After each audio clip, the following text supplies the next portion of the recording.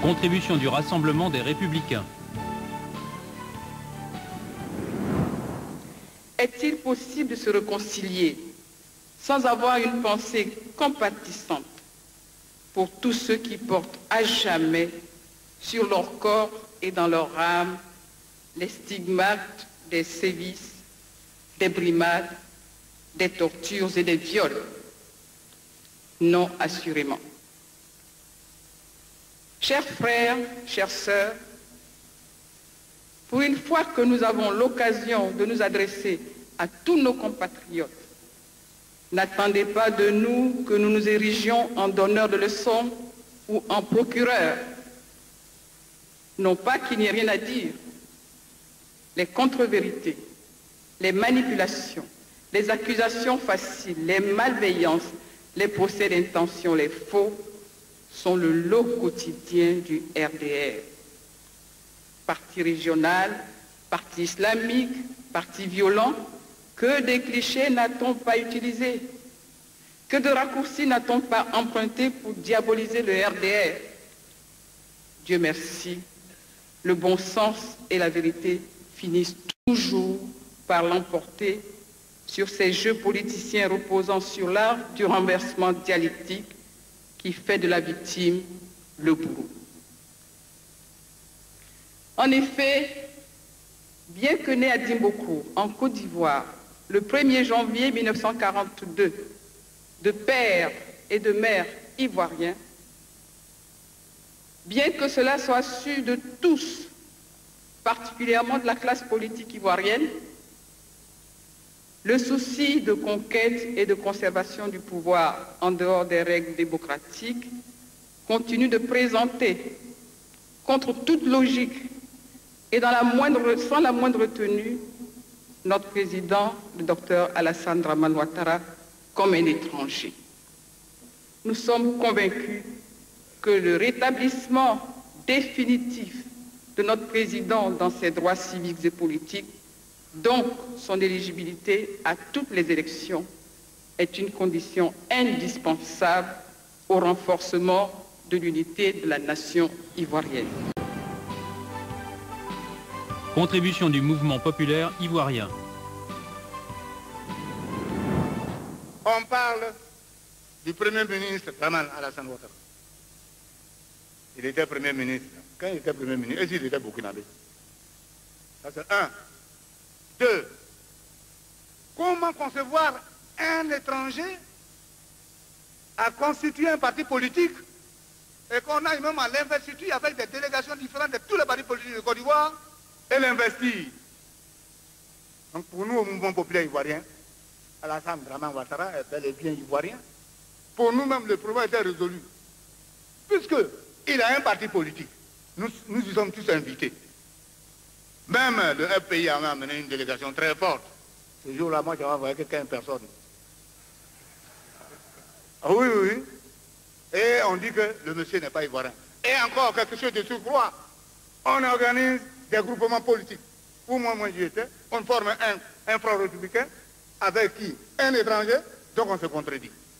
C'est pour ça que les partis politiques doivent demander pardon au peuple de Côte d'Ivoire. C'est nous qui avons brûlé la mare et la carte pour se brûler les écailles. Donc, on doit demander pardon à nos frères pour qu'on avance. Alassane Dramane Ouattara est bel et bien ivoirien. On perd le temps tous les jours. Il y a des problèmes cuisants qui sont là. On ne va pas laisser cette histoire de notre frère Alassane Dramane Ouattara. On met ça comme rideau, on ne peut plus avancer. À partir d'aujourd'hui, il faudrait qu'on comprenne que Alassane Dramane Ouattara est bel et bien ivoirien. Puisque les preuves sont là. Nous-mêmes qui sommes au pouvoir, nous le savons.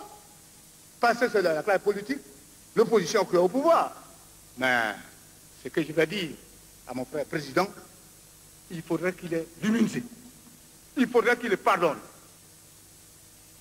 Il faudrait qu'il est le président de tous les Ivoiriens. Il est au-dessus de tout le monde. Donc il faudrait qu'il pardonne certaines choses. Toute la réponse demeure aujourd'hui avec nous, pour que la Côte d'Ivoire avance. Contribution de l'Union pour la démocratie et la paix. Ivoirité et nationalité ivoirienne. Le concept de l'ivoirité, exploité trop souvent de manière pernicieuse, doit être perçu comme le fondement de l'identité ivoirienne à partir de caractéristiques propres à l'être collectif ivoirien.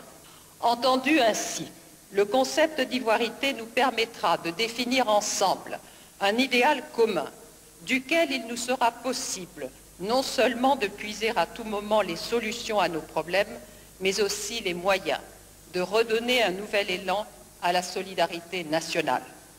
En tout état de cause, pour ceux qui ne se reconnaîtraient pas dans ce terme et qui pourraient y percevoir une connotation d'exclusion, il leur est loisible de lui substituer un autre vocable soumis à l'appréciation de tous les Ivoiriens. Nous pensons aussi que la réalité de l'intégration des communautés non ivoiriennes dans leur diversité culturelle leur permettra de mieux s'insérer dans l'espace de l'ivoirité. Quant à la question spécifique de la nationalité, il faut éviter de faire l'amalgame entre celle-ci et le concept de l'ivoirité, car la nationalité est un fait juridique. L'immigration. C'est une évidence de dire qu'il y a un seuil de tolérance au niveau de l'occupation du territoire national, au-delà duquel la densité des populations d'origines diverses pose problème. La norme internationale de ce seuil de tolérance est fixée à 18%. La Côte d'Ivoire, avec ses 26% d'immigrés, au lieu d'être louée pour son hospitalité, fait au contraire l'objet de tous les anathèmes. Pour l'UDPCI, une politique d'immigration contrôlée et rationnelle est indispensable. Toute politique qui veut faire de la Côte d'Ivoire un pays uniquement de peuplement doit être combattue. Des conventions spécifiques devront régir les flux migratoires sur la base d'une réciprocité sans concession. L'UDPCI recommande en troisième point la reconnaissance et la traduction dans les faits du statut d'ancien président de la République, ancien chef de l'État de M. Henri Konan Bédié, du statut d'ancien chef d'État de M. Robert Gueye à l'origine de la Deuxième République. Afin de mettre un terme définitif à la lancinante question de la nationalité ivoirienne de l'ancien Premier ministre M. Alassane Dramane Ouattara, l'UDPCI recommande qu'elle lui soit officiellement reconnue et qu'il puisse en jouir dans les limites prescrites par la Constitution de la Deuxième République. Contribution de l'Union des sociaux-démocrates. Le parti unique, qui pendant 40 ans a dirigé de façon solitaire la politique du pays, a commis de véritables fautes et erreurs politiques dans la gestion des relations entre les différentes régions et ethnies qui le composent. On peut citer pêle-mêle le cas du Saint-Louis, le cas du Guébier. Les disparités régionales qui ont eu cours pendant cette période ne concernent pas seulement le Nord, mais à des degrés divers, l'ensemble des régions du pays, y compris même le centre. En dehors de la région de Yamoussoukro, qui a bénéficié d'un effort particulier, toutes les autres ont été victimes de négligence en termes d'infrastructures susceptibles d'impulser le développement. La Charte du Nord est donc, dis-je, le premier acte d'auto-exclusion du Nord de l'ensemble de la Côte d'Ivoire. Mais au-delà de cette charte, déjà très grave en soi, il convient de dénoncer toute la campagne souterraine menée dans les mosquées et les villages, une campagne d'intoxication des populations du Nord tendant à faire croire qu'elles sont l'objet d'ostracisme, d'exclusion de la communauté nationale. Et cela au moment même où plusieurs ministres et hauts responsables de l'État venant du Nord faisaient partie des différents gouvernements. Le coup d'État que l'USD avait publiquement et solennellement condamné constituait à nos yeux la violation la plus grave des institutions républicaines de notre jeune histoire. En effet, fidèle à ses options socialistes, l'USD est par principe contre les coups d'État comme moyen d'accéder au pouvoir. L'USD estime que la condamnation du coup d'État de décembre 1999 et de ses conséquences doit faire partie des bases possibles d'une réconciliation nationale. La Côte d'Ivoire doit pouvoir compter sur l'ensemble de ses enfants dans leurs différences pour relever le défi de la modernité, car comme le dit un proverbe mauré, et membre du directoire, nous voudrons partager ce proverbe avec vous, je terminerai par cela. Ce proverbe mauré dit donc, si tu diffères de moi, loin de me nuire, tu m'enrichis. Je vous remercie.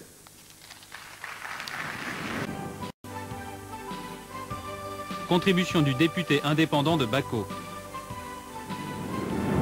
Je suis Mamadou Ben Soumaoro, député à l'Assemblée nationale, musulman, Djoula, Odjeneka, ancien porte-parole du RDR et d'Alassane Dramane Ouattara, ancien prisonnier de la transition militaire. Pour rien, je voudrais que ce forum comprenne bien que l'amalgame politico-ethno-religieux proposé non pas par le RDR, mais par Alassane Ouattara et son clan pouvait naturellement séduire, capter et finalement instrumentaliser des esprits candides, jamais encore confrontés au jeu démocratique et à ses pièges. Les problèmes de personnes, les guerres des chefs, ont occupé le devant de la scène pendant les 10 dernières années, au point d'occulter la réflexion politique des pouvoirs qui se sont succédés. Le procès en xénophobie intenté à la Côte d'Ivoire comme celui de l'esclavagisme des enfants, ou encore le problème de nos antagonismes ethniques, déroutent les Ivoiriens. Ces périls existent certes et nous interpellent, mais nous ne nous retrouvons pas dans des comportements ponctuels, largement amplifiés dans des campagnes de presse destinées à nous salir. L'islam est une foi conquérante, mais cette foi qui est conquérante pour l'islam lui-même ne saurait l'être pour un homme fut-il Alassane Dramane Ouattara. Toutes les conquêtes passées et à venir l'ont été et le seront pour le prophète Mohammed, que la paix infinie s'étende sur lui. Je m'impose le devoir et prends le risque aujourd'hui d'interpeller les chefs de la communauté musulmane, de ma communauté religieuse, sur la position dominante et incontournable qu'ils occupent. C'est de cette autorité-là que je leur demande d'user pour convaincre Alassane Dramane Ouattara de se retirer de la vie politique ivoirienne dignement et sans condition, ici et maintenant. Vous savez comme moi, qu'aucune autre clé ne permettra d'ouvrir la porte de cette réconciliation tant attendue. Vous avez manifesté à Alassane et pour Alassane un attachement, une fidélité et un sacrifice qui méritent tous les éloges. Vous avez à l'évidence un choix difficile à faire entre Alassane et la Côte d'Ivoire, c'est-à-dire entre le désordre et la paix, entre la mésentente et la concorde, entre la guerre et l'amour. Je ne me suis peut-être pas bien fait comprendre. Ce que je vous demande est pourtant simple. D'un côté, vous avez un individu, de l'autre, un pays entier avec ses habitants, vos frères et vos sœurs. Pour le reste, il me faut attirer l'attention de chacun sur le fait que tout le monde comprend désormais le distinguo entre la nationalité d'Alassane et son inéligibilité. Je viens de remettre un dossier complet en béton sur le sujet au vice-président de cette instance et président de séance. Dossier troublant s'il en fut, avec des éléments nouveaux et accablants sur la nationalité d'Alassane. Je n'ai ici que le temps de citer la naturalisation de sa sœur cadette par décret en 1992 quand il était Premier ministre lui-même. Le yo-yo imposé à notre intelligence entre sa toute première carte d'identité établie en 1982, 40 ans après sa propre naissance, et une deuxième carte d'identité établie en 1990, avant même l'expiration de la première, sans compter une lettre suspecte et illégale demandant la rectification du patronyme de sa mère. Son propre frère aîné, Gaussou Ouattara, s'épanche et reconnaît dans un journal de la place financé par Alassane lui-même que son cadet a été voltaïque. Cette partie inédite est à votre disposition dans ce dossier désormais confié à l'histoire de notre pays. Lorsqu'on rêve seul, ce n'est qu'un rêve. Lorsqu'on rêve ensemble, c'est le commencement de la réalité, disait le théologien de la libération, le brésilien Dom Helder Camara. Je vous engage à partager ce rêve d'une Côte d'Ivoire forte, stable, ouverte au sortir de ce forum de la réconciliation. Je vous remercie.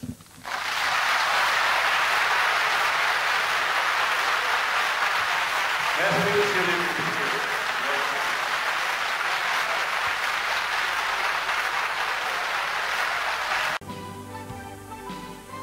Contribution du PNI.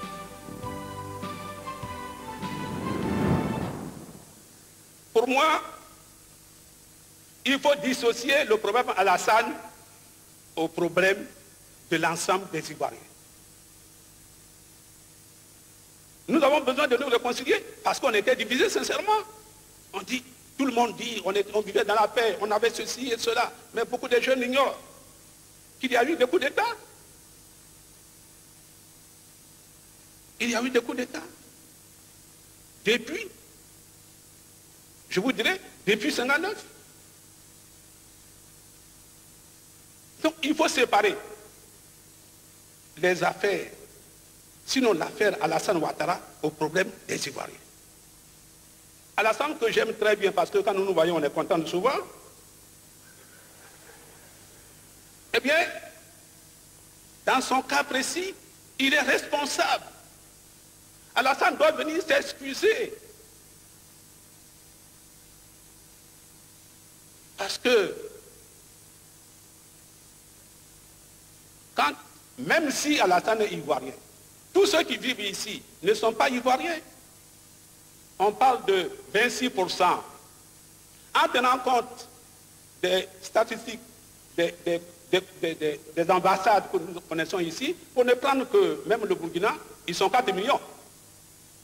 4 millions. Est-ce que les Burkinabés sont plus nombreux que les Maliens? Les Maliens, dans chaque campement, dans chaque village, dans chaque ville, ont un quartier. Les Burkinabés n'ont pas de quartier. Donc, les Burkinabés ne peuvent pas être plus nombreux que les Maliens. Or, les Burkinabés sont 4 millions. Avant même de créer le PNI, j'ai fait des enquêtes.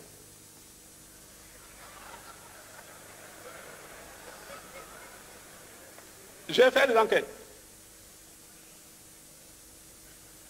Eh bien, la région d'Aboisseau était déjà minoritaire. C'est-à-dire que les étrangers sont plus nombreux que les amis d'Aboisseau. La région de Bondougou était pratiquement minoritaire. À Abidjan, il y avait l'égalité. Alors, et qu'on parle de 26%, nous sommes encore dans le faux.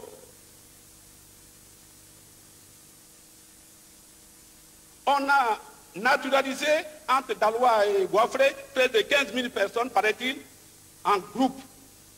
Mais un monsieur comme Alassane, très important, avec ces relations qu'il a, nous l'avons pris, vous pouvez l'amener, pas parce qu'il avait l'argent, hein. On n'avait jamais entendu parler d'argent. Mais pourquoi nous allons refuser que Alassane soit ivoirien? Mais quand même, on ne sait pas qu'est-ce que vous pouvez a bien pu dire à Alassane avant sa mort. Et pour qu'il s'entête à être obligatoirement président de la République. Mais les hommes passent. Je demande aux uns aux autres d'aimer la Côte d'Ivoire au lieu d'aimer les hommes. Nous sommes tous de passage sur la terre des hommes. La Côte d'Ivoire reste, c'est ce qui est important. Voyez-vous, on m'a dit peut-être qu'il me reste 1 minute. Je n'ai pas encore démarré.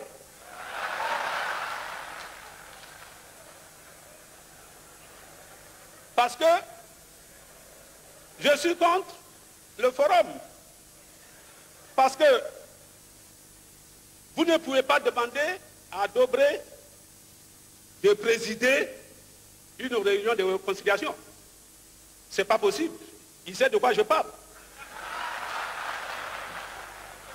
Il sait ce qu'il a enduré le 14 janvier 1963 à Yamoussoukro, devant moi. Et si c'est celui-là le juge, il a quelque chose à dire, c'est un témoin. Cela n'est pas possible. C'est pour ça que nous sommes dans nos faux.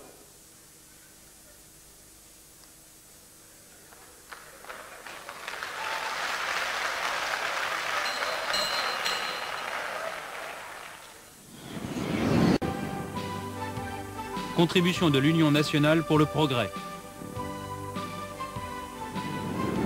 Le règlement définitif de la question ado du docteur Dramane Alassane Ouattara, si vous voulez bien. Nous disons à l'Union nationale pour le progrès social que sur la question de nationalité et de l'éligibilité du docteur Alassane Dramane Ouattara pose un problème d'historicité controversée, cela est essentiellement dû à la nébuleuse qui entoure ce débat tantôt politique, tantôt juridique. Nous sommes tentés de croire que la Constitution sera mise de côté chaque fois que des candidats seront confrontés à ce genre de problème. D'ailleurs, il urge de savoir si c'est l'État de Côte d'Ivoire qui doit prendre en charge les travaux de cette enquête ou si c'est le candidat lui-même dont l'éligibilité et la nationalité sont remises en cause. Nous pensons enfin que nous sommes d'avis avec tous les Ivoiriens qui pensent que l'argent du contribuable, et là je parle en tant que fiscaliste, doit servir à financer des projets de développement plutôt qu'à financer la recherche de preuves irréfutables nécessaires au règlement d'un problème politique quelconque ou d'un problème juridique aussi grave qu'il soit. Il faudrait aller au Burkina, il faudrait aller au FMI, il faudrait aller en Côte d'Ivoire, il faudrait aller partout. Qui est-ce qui doit payer toutes ces charges? L'État ivoirien ou le candidat? Nous pensons qu'en tout état de cause, l'ouverture d'une telle enquête est inopportune et est un réel déphasage avec une application stricte de la Constitution. Alors, que devient la souveraineté de l'État de Côte d'Ivoire? Peut-on vouloir une chose et de son contraire? Si l'on demande l'accord et à cri, l'application stricto sensu de la Constitution, il faut aussi éviter de la mettre en péril. Contribution du mouvement indépendantiste ivoirien. En commençant par l'exploitation mensongère de la xénophobie. Et oui, c'est ce mot magique qui fait que vous pouvez même arracher votre bras. Parce qu'on vous dit, votre tête n'est pas à vous. Vous l'arrachez. Vos yeux ne sont pas à vous. Vous les arrachez, votre cœur et ainsi de suite. On vous dépouille de tout. Vous n'avez plus le droit. Mais ceci a commencé déjà par la propagande au temps colonial. Quand le colon arrive, l'étranger, l'envahisseur, l'autochtone, c'est un indigène, il ne vaut rien, il est dangereux, il est mauvais. On le classe, on le met de côté. Et c'est le colon qui vit mieux, l'autochtone n'a pas de droit de vie, et on lui fait accepter ce qu'il est même. Et vous voyez combien de fois c'est dangereux, c'est de lavage de cerveau. Et il ne croit plus en lui-même. Il n'y a pas de pays sans étrangers, ça n'existe pas. D'ailleurs, ce ne serait pas trop bon. Quand on fait une invitation, il n'y a pas d'étrangers, on ne sait pas si la sauce est très douce. Mais néanmoins, on n'invite pas plus d'étrangers que ses propres enfants. On est d'accord? Alors, le nombre trop exagéré d'étrangers dans un pays donné veut dire extermination des autochtones. Dans aucun pays, si vous voulez, celui qui veut, il fait un débat télévisuel avec moi. Et il me montre le pays dans lequel il a trouvé trop d'étrangers et les autochtones sont encore là. 100 ans après, 70 ans après, plus d'autochtones. Alors, nous disons, une paire de chaussures à un propriétaire, une table à un propriétaire, une voiture, un avion. Et on dit un pays n'a pas de propriétaire. C'est beau, hein? Le pays, lui, n'a pas de propriétaire. C'est là l'ivoirité. L'ivoirité, c'est le cri d'alerte. C'est le son d'alarme. C'est aussi le refus de ne pas être étranger dans son propre pays. Ce n'est pas une mauvaise chose. Mais pourquoi c'est condamné? Parce que la machine de l'exploitation mensongère de la xénophobie est trop forte. Tellement forte qu'aujourd'hui, le gouvernement Gbagbo n'a plus de place pour s'asseoir. Gbagbo qui chantait très bien, il chantait comme le colonel, il criait comme le colonel, maintenant il chante comme un caporal. Parce que l'exploitation de la xénophobie est là. Il ne peut plus rien.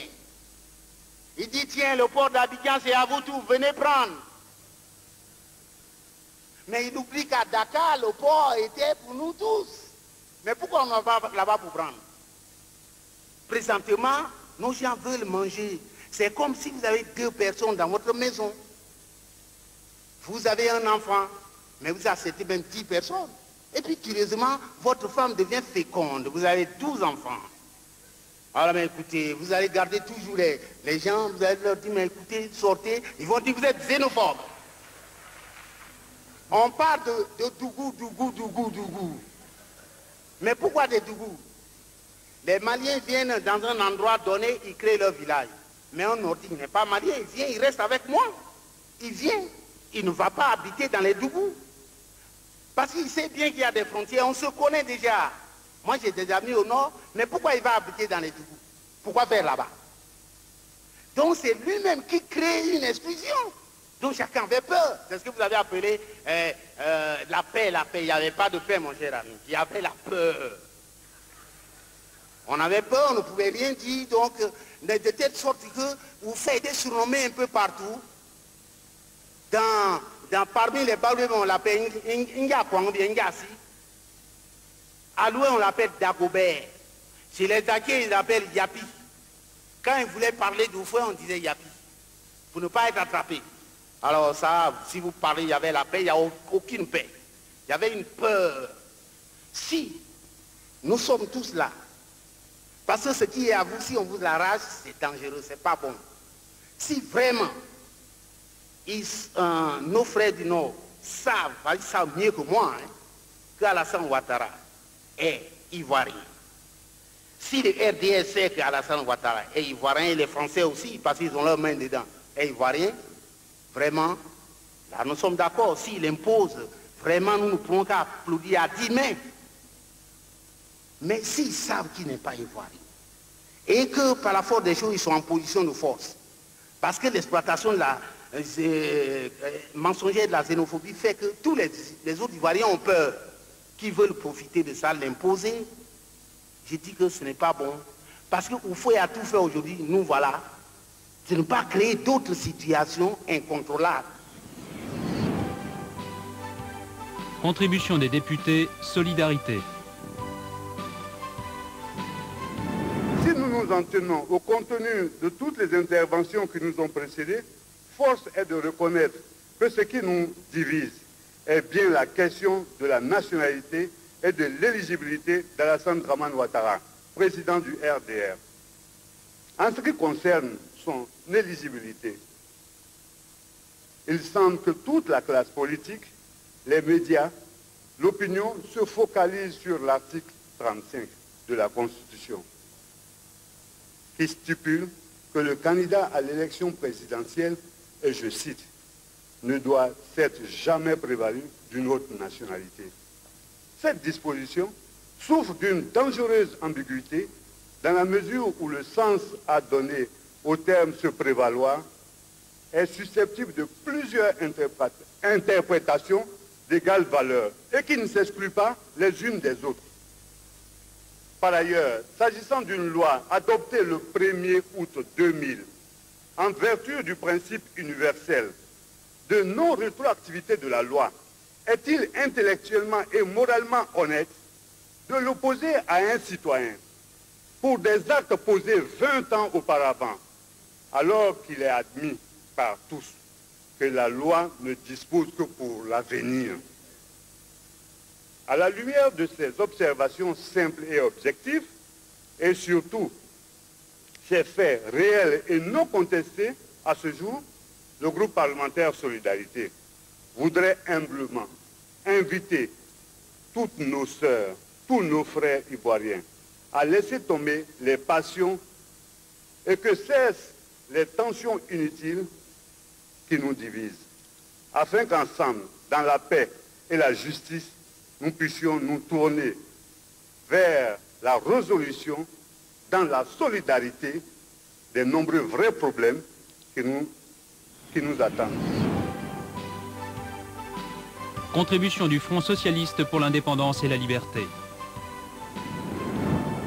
Nous sommes fatigués de nous réveiller le matin et de retrouver dans notre tasse de petit déjeuner à la place du café Alassane Dramane Ouattara. Nous sommes fatigués de venir à table à midi pendant qu'on s'attend à manger, que l'on retrouve des journaux qui nous parlent encore une fois d'Alassane Dramane Ouattara. Nous sommes fatigués d'aller nous coucher le soir et de voir aux nouvelles de 20h ou au dernier journal Alassane Dramane Ouattara. À l'Institut national de la statistique, il y a des ingénieurs comme nous qui peuvent se tromper. Mais nous pensons que la justice ne peut pas se tromper. Parce que la justice est faite pour que la vérité soit connue de tous et présentée au vu de tous. C'est pour cela que le collectif de partis politiques pense qu'il est donc nécessaire et utile pour le gouvernement du FPI de mettre très rapidement en place toutes les institutions juridiques telles que prévues par la Constitution que nous avons tous votée, afin que M. Alassane Dramane Ouattara, ne pouvant plus se servir de l'alibi d'un vide juridique parce qu'il a été ancien Premier ministre, puisse éclaircir juridiquement devant la Cour compétente de par notre Constitution cette ambiguïté sur sa nationalité. Toutefois, le collectif des partis politiques s'insurge contre une modification éventuelle de la Constitution quant à son éligibilité, car nous l'affirmons de nouveau, comme nous avons appelé à voter oui à la Constitution, le président de la République de notre chère Côte d'Ivoire ne doit s'être prévalu d'aucune autre nationalité. Alors je voudrais tout simplement vous demander de prier le chef de l'État de créer après ce forum une tribune d'échange sur les grandes décisions nationales, comprenant un représentant au moins de tous les acteurs du forum, afin que, au sortir de ce forum, nous ayons ce que l'on va appeler un forum perpétuel.